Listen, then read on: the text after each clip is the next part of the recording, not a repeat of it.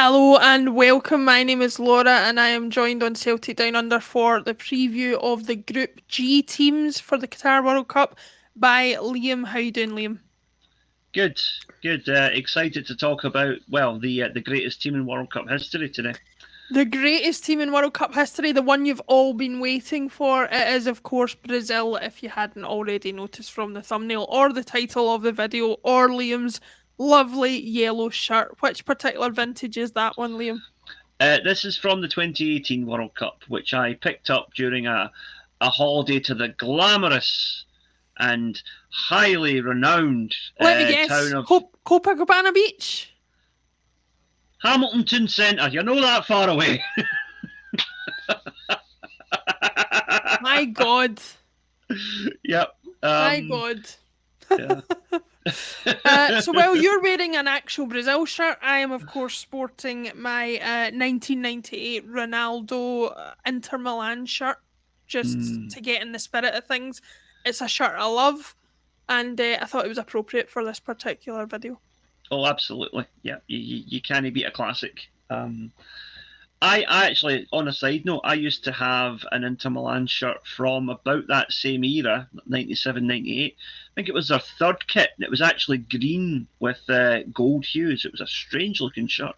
Oh yeah, the only other one I can remember from around that time is one of the ones where I think Ronaldo unfortunately did his knee again, and he was wearing the horizontal shirt stripes, the hooped version, the grey Aye, and black. yeah. But yeah, plenty of shirts from that time that you could pick out and say that's a fave. But we're not here to talk about shirts. Perhaps we'll do a podcast one day about shirts, Liam. I can see it coming. Oh, yeah. But we'll talk about Brazil for now. They are, of course, the first team in Group G that we will be previewing. They will be joined in Group G by Serbia, Switzerland, and Cameroon. Before we talk about anything to do with the current World Cup, it wouldn't be right to start a video about Brazil without looking at the history of the team at the World Cup. I mean, I'm going to pull this up, Liam, and considering some of the other teams we've had to look at the history for at the World Cup, this just is a sight for sore eyes. I mean, look at this. Yeah. I mean, no other nation in World Cup history has won more World Cups. You've got victories in 1958, 1962, 1970, perhaps their most famous, 1994, and 2002 being unfortunately their last one. And that's combined, of course, with the two third place finishes and two fourth place finishes, as well as two losses at World Cup finals.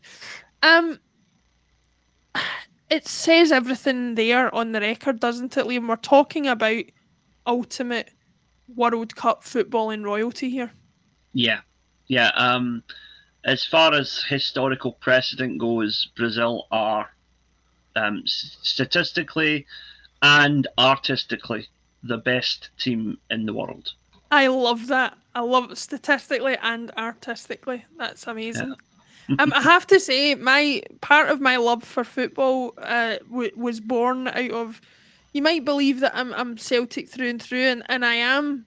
But my brother was frequently given VHS tapes for Christmas before anybody was any the wiser about my interest in football. And one of the ones that we would watch religiously, even as 10-year-olds growing up in the 90s, was a particular video recapping Brazil at the 1970 World Cup. And it just honestly, if you want to see football played the right way, that's a team you've got to look at the games from. Yeah, I had a similar introduction to football with another VHS tape about the Argentina '86 team. So yeah, I totally see where you're coming from with that one, and hopefully I can find that 1970 video on YouTube somewhere because I quite fancy watching that myself. Yeah, no, I'll need to see if my brother's actually still. He wouldn't still have the tape, I wouldn't imagine, but he might have the name of it. And you're talking about players like the original Falcao, Pele, of course, Garincha, players of that ilk, and it was just unbelievable to watch. But we're here to talk about the current day, which we will do. Yes. Considering they've not won a World Cup since 2002, because of their history, you can't write them off ever. And perhaps at this point, going into this World Cup, they have the strongest squad that they've had since that World Cup win in 2002. How excited are you to see this Brazil team? To be honest, with Brazil in its current form, I am kind of in two minds. On one hand, I love watching the style of football that they play. But on the other hand, Neymar is a guy I have very little patience for. And any team that he is playing for, I find it very difficult to support them. So, yeah, it's a bit of a double-edged sword, Brazil, for me at the moment. I'll be honest, I think, yes, Neymar is very difficult to root for, and I agree with that. The one time I actually feel guilty for laughing at him in any way was when he was rolling about the floor at the 2018 World Cup with that back injury, which I thought was him feigning injury, at which point it turned out he'd quite severely broken in his back. So I perhaps jumped the gun on that one, but I do think that there's more likeable elements to the squad that could perhaps negate the negative impact of Neymar at this World Cup, despite his obvious footballing talent. With that said, we'll have a look at the squad. Perhaps the best choice of first and second choice keeper at the World Cup, when you've got Alisson of Liverpool and Ederson of Manchester City. I'm not entirely sure who takes the number 1 jersey more regularly. I think in recent times it's been Alisson for Brazil, but they're not going to be any the weaker if they have either of those between the sticks, really. No, it's a bizarre twist of modern football that you always think of the goalkeeper being the weakest link in any Brazil team, and yet they've got arguably the two best keepers at the tournament there. So yeah, it's a funny one. Now, like you say, whoever they go for there, they'll be quite happy. And at that, Palmeiras keeper's got the best seat in the house for the tournament, I think. Well, listen, we only talked about it a few videos ago. I said that's the dream gig. Is third choice? I said second choice goalkeeper, but in this case you'd have to be third choice goalkeeper. Have you got any preference between the two, between Alisson and Ederson? Either, not necessarily who you think will start, but who would be your preferred option to start? Purely on the fact that I've seen Ederson make a few mistakes, I would go with Alisson. I think he is slightly more consistent. Yeah, I would agree with that. I think Ederson is a fantastic goalkeeper, but I think in terms of consistency, like you say, Alisson takes the biscuit for me. Looking at defenders, we've got Thiago Silva of Chelsea. Despite his age, obviously still a commanding presence at the back. Marquinhos of Paris Saint-Germain, Danilo of Juventus, Eder Militao of Real Madrid, Alex Telles of Sevilla, Alexandro of Juventus, Bremer of Juventus, and Dani Alves, obviously now of Pumas, but formerly of PSG, formerly of Juventus, formerly of that famous Barcelona side who won everything back in the early 2010s. I've got to say, everybody talks about the forward line and the midfield in a Brazil team. This is about as star-studded as a defence as you're going to get at this World Cup. Yeah, it's strange that, again, as I said before, Brazil's goalkeeper and Brazil's defence are arguably the two strongest elements of their team this year, which is a very un-Brazilian way to look at it. But yeah, they have a world-class defence there, no question. And obviously, the defence wasn't entirely to blame for what happened at the 2014 World Cup when Brazil crashed out on their home turf 7-1 to Germany. But the defence was a lot of the problem at that World Cup, not least a certain David Luiz, who no longer features for the national team. I don't see that obvious weakness in this defence, like you say, and despite not being able to name who I think the starting team will be, I think you could put a 3 or a 4 or even a 5 together out of that particular lineup, and there wouldn't be a weak link in it. Is that fair to say? Yeah, absolutely. The only concern, of course, is Dani Alves' age, but he is a player of such ability that, you know, as we said with Luka Modric in a previous video, when you have that talent, you can negate the lack of pace with the footballing intelligence. I've also got a suspicion that Dani Alves is one of those guys who would just be good to have around the dressing room and is probably worth his inclusion for that alone. And that might be doing a bit of disrespect to his footballing ability at this current age, but he does seem like a guy who's popular with his teammates. So to use a Celtic example, you're saying that he is the Terry McDermott of the Brazil squad. Okay. Well, I mean, I think that's doing a disservice to Dani Alves to compare him to Terry McDermott, but we'll go with it. We'll go with it. Let's look at the midfield. We've obviously got Casemiro of Manchester United, Lucas Paqueta of West Ham, Fabinho of Liverpool, Fred of Manchester United, Everton Ribeiro of Flamengo, and Bruno Guimaraes of Newcastle United. Casemiro not had the most glittering start to Manchester United career for various reasons, but they are a club in turmoil. There's no doubt that he'll still perform that anchor role in the middle of the park for Brazil. Is that fair to say? I would say so. Yeah. I think Manchester United, although they have not had a great season, you notice that most of their full international players are still getting picked for their squads at this tournament because the national managers know the quality of the players, even if that team is not performing to standard at the moment. Mm-hmm. And obviously, if Casemiro doesn't do well, he just needs to look at his Manchester United teammate Fred for a standard to aspire to. I mean, I might be doing a disservice to Fred, but I couldn't necessarily honestly name a player who I would put in place of him. But in terms of talent levels, I'm surprised that he's in there. Am I being too harsh on him there? No, he's one of the luckiest men to have played as many games for Brazil as he has, to be quite frank. Not quite Raphael levels, but he's not. He's definitely one of the weaker players that I've seen play at a World Cup for Brazil. That's for sure. Yeah.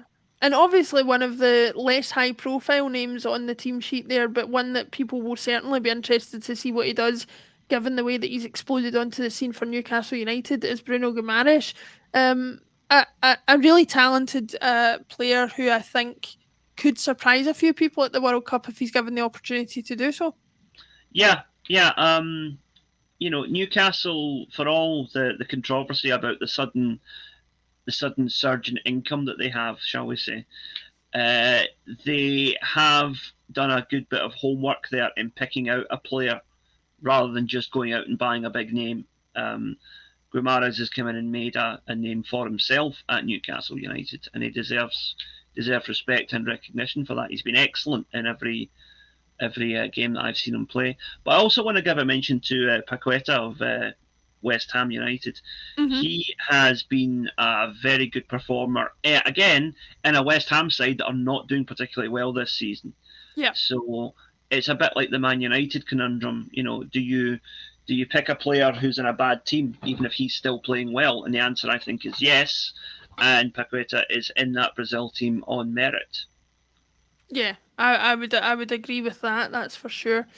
Let's get to the meat of the squad. Let's look at the part of the squad that is more sought after and drooled over than most other squads in the world. It's of course the Brazil front line. We've got Neymar of Paris Saint-Germain, Richarlison of Tottenham Hotspur, Vinicius Junior of Real Madrid, Antony of Manchester United, Rafinha of Barcelona, Rodrigo of Real Madrid, Pedro of Flamengo, Gabriel Jesus, and Gabriel Martinelli of Arsenal. Having grown up watching Brazil teams of the past, I might be forgiven for saying that I've seen more glamorous front lines than this in terms of Brazil squads. But certainly as far as this World Cup goes, it's about as strong as it gets. Aye, well, Neymar's there, and I suppose it is a Brazilian team, so there's got to be at least one Fanny in there, isn't there? Let's put aside your personal feelings towards Neymar. Yeah. Can he step up to the plate at this World Cup? Can he be the man who brings home the trophy for this football-loving nation? Can he live up to his billing at this particular World Cup? Do you think, with everything riding on it, not just from his national point of view, but from the fact of he plays for essentially the Qatari state and playing for Paris Saint-Germain? Well, I mean, he is that. He's in. Although he's that wee bit younger, he is realistically probably in the same boat as Ronaldo and Messi, in that this might be his last chance to get the big trophy. And it is pretty much the only trophy that's been missing from his career. Mm-hmm. Look, I don't like the guy, but there's no denying he's a fantastic footballer when he focuses on the football, not the play acting. Yeah, absolutely. But the thing is though, with this Brazil team, if you look at the depth of that squad, even if Neymar is misfiring, you can then turn to Vinicius Junior, you can turn to Gabriel Jesus, you can turn to Rodrigo, Rafinha. It is an all-star lineup. It really is. And I hope it doesn't happen, obviously, for the sake of him, but if Neymar snapped his cruciate ligament in training tomorrow, you wouldn't be immediately saying, "Oh God, that's Brazil done." Whereas in previous years, you might if they lost their star player. Well, I was going to say not necessarily just their star player, but I certainly think there have been situations, not least at the 2018 World Cup and before, where it was the fact that Neymar specifically was out, that Brazil sort of said, well, we're not going to achieve anything here. Mm-hmm. And particularly when you consider in recent years you've had the likes of the other Fred up front, and Joe was another one, and these really, really poor standard of players as far as Brazil front lines go. This particular front line is much more in league with, Ronaldo, Romario, Bebeto, that kind of glamorous front line that's overloaded with talent. Or even more recently than that, when I was a teenager, you had Rivaldo and Ronaldinho and the likes of that, who you sometimes wondered, actually, do we have too much forward talent to even fit it into a team properly? Yeah. I mean, even as far back as the 90s, that was the great debate: was can Bebeto and Romario play together? And the answer was yes, because they ended up winning the '94 World Cup. So, but yeah, it's a good headache to have, isn't it? It's a wonderful headache to have. Let's look at how they're going to actually have to try and use that firepower, and by that I mean who they are going to be playing in their fixtures in the group. Since this is the first team we've looked at in the group, we'll be able to consider it from Brazil's standpoint first and foremost. They open against Serbia, not the easiest of matches, and then go up against a very pragmatic Brazil side, and then against Cameroon in a closing match that you would expect Brazil to win. I have to say, I've seen strong teams with what you would say are easier groups on paper. Do you foresee Brazil potentially struggling in any way with this group? Or is it one of those situations, if they're going to prove themselves to be the favourites, they're going to have to get out of a group like this? No, I think the interesting thing here is that I think Brazil will cruise this group. Right. I think you've got three decent teams there, but none of them on Brazil's level. But I think it's one of them. Take Brazil out of the equation, any one of the other three could get that second place. Mm-hmm. There are three, I think, pretty evenly matched teams in Serbia, Switzerland, and Cameroon. So although Brazil is the box office one, you might find the more interesting matches in this group are actually the games that involve the other three teams. Yeah. No, that's absolutely fair, and I think that's something that you could see happening. What are the chances, do you think, or what will their desire be to get to that final game against Cameroon? They obviously harbour desires and expectations of getting late into the tournament, and I do think, as we've talked about before, you're playing a maximum of 7 matches. Very often that third group match can come in vital in terms of offering a rest to your players if you can get it. Will they be aiming for 6 points from those first 2 matches specifically with the idea that they can get a rest in that third game against Cameroon, do you think? Well, not specifically because they'll be wanting a rest. I think it's just when you are Brazil, a bit like Celtic, the expectation is that you're going to win every game. Yeah. So they will be very disappointed if they take anything less than 6 points from those first two games. But as we just talked about that squad, I don't know so much about resting players in the third game particularly. I think you'll see a lot of rotation throughout the three games. And I think they'll maximise the substitutes to get every player in that squad. Right, I'll say this much. In those first three games, I think every member of that squad, with the exception of the backup goalkeepers, will get some game time. Yeah. I think. That's a really interesting point, and one that I think could come true, especially with that front line, like you say.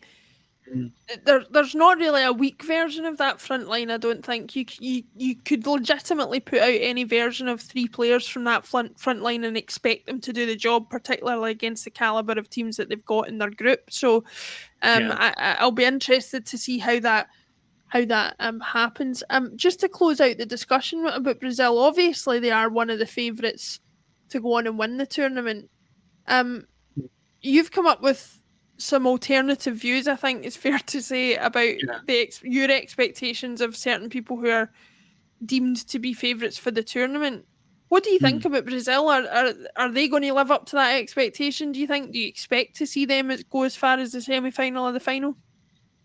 Yeah, I don't know if they'll win it, but I think they'll definitely be in the conversation. I think last four, probably. Maybe more than that, but I think at least last four. Well, one thing's for sure, it wouldn't be a World Cup without Brazil in it, and we will be there to watch every step of the way. And I, for one, am hoping that they do themselves proud, because I still think they are, in some ways, smarting from their performance. As much as getting to a semi-final was an admirable quality, their performance and the way they went out of the World Cup 2 World Cups ago in Brazil is something they're still trying to go over, and a good performance here will help them to do that. So let's wait and see if that manages to happen. Liam, thank you very much for joining me. Don't forget everybody to join us as we continue this review of Group G at the Qatar World Cup. Thanks very much.